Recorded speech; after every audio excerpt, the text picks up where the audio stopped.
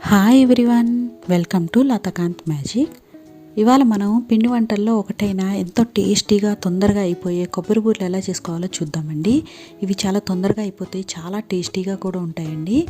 ఇవి వంట రాని వాళ్ళు కూడా చేసుకోవచ్చండి. దీనికోసం ముందుగా బియ్యాన్ని నాకు కడిగి నానపెట్టుకోవాలండి. నేను ఇక్కడ 1/2 kg బియ్యం తీసుకున్నాను. 2-3 సార్లు కడుక్కొని 10 నుంచి 12 గంటలు నానపెట్టుకోవాలండి. ఓవర్ నైట్ అయినా నానపెట్టుకోవచ్చు. నానిన తర్వాత 2 సార్లు కడుక్కొని బియ్యాన్ని వడకట్టుకోవాలండి. ఇక్కడ నేను బియ్యం వడకట్టుకోవడానికి స్ట్రైనర్ని యూజ్ చేశాను. ఒకవేళ మీ దగ్గర స్ట్రైనర్ లేకపోతే లేదా మీరు బియ్యం ఎక్కువ తీసుకుంటే క్లాత్నైనా యూజ్ చేసుకోవచ్చు, క్లాత్లో వడకట్టుకోవచ్చు. వడకట్టుకోవడానికి 1 గంట సేపు అలా వదిలేస్తే బియ్యం నీళ్ళన్నీ కిందకు వచ్చేస్తాయండి. ఇప్పుడు ఆ బియ్యాన్ని మిక్సీలో వేసుకుని మెత్తటి పిండిలాగా పట్టుకోవాలండి. ఒకవేళ మెత్తగా రాకపోతే మీరు జల్లించుకోండి, కానీ మెత్తగానే తీసుకోండి పిండిని.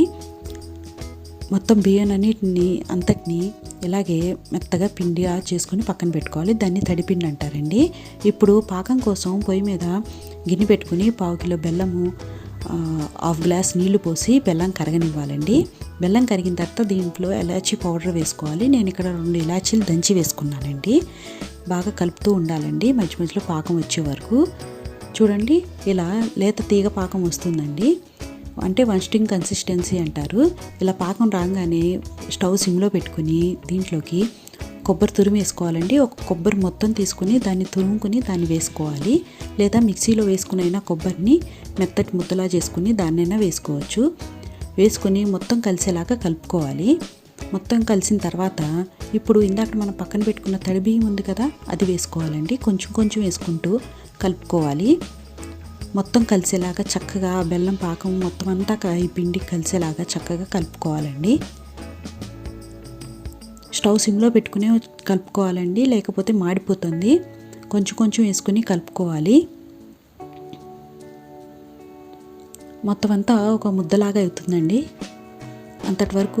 అప్పటి వరకు కలుపుతూ ఉండాలి. చూడండి, ఇలా ముద్దలాగా అవుతుంది. అప్పుడు స్టవ్ మీద నుంచి దించేసుకోవాలి. అదే స్టవ్ మీద బాండీ పెట్టుకుని ఆయిల్ పోసి వేడి చేసుకోవాలండి. ఈ నూనె వేడయ్యేలోపు ఇది మిశ్రమం వేడిగా ఉంటుందండి. వేడిగా ఉన్నప్పుడే చేసుకోవాలి ఇది బూరెలు, లేకపోతే గట్టిగా వస్తాయండి. బూరెలు మెత్తగా రావాలంటే వేడిగా ఉన్నప్పుడే చేసుకోవాలి. ఇలా చిన్న నిమ్మకాయ సైజ్ అంతా పిండిని తీసుకుని ముద్దలా చేసుకుని దాన్ని ఆయిల్ కవర్ మీద కానీ ప్లాస్టిక్ కవర్ మీద కానీ ఇలా ఫ్లాట్గా ఒత్తుకోవాలండి. చాలా పలసగా మాత్రం ఒత్తుకోవద్దండి, కొంచెం మందంగానే ఒత్తుకోవాలి. ఒత్తుకుని చక్క నూనె కాగుంటుంది, ఆ కాగిన నూనెలో ఇది వేసుకోవాలండి. వేసుకున్నాక అవి చక్కగా పూరీలాగా పొంగుతాయండి. చూడండి, చక్కగా పొంగుతున్నాయి. ఇలా పొంగితేనే అవి మెత్తగా వస్తాయండి. పొంగలేదంటే అవి గట్టిగా వస్తాయి, గట్టిగా అనిపిస్తాయి తినేటప్పుడు, చాలా గట్టిగా వస్తాయి. ఇవి పొంగుతున్నాయంటే మనం వేడిగా చేసేటప్పుడు వేడిగా ఉన్నప్పుడే పిండి మిశ్రమం వేడిగా ఉన్నప్పుడే చేసుకోవాలి. అప్పుడే చక్కగా పొంగుతూ వస్తాయి, మెత్తగా వస్తాయి. అంతే అండి, చేసుకోవటం చాలా ఈజీ కదా. మీరు కూడా చేసుకుని ఎలా వచ్చాయో ఈ కొబ్బరి బూరెలు నాకు చెప్పండి కామెంట్ సెక్షన్లో. Thank you for watching.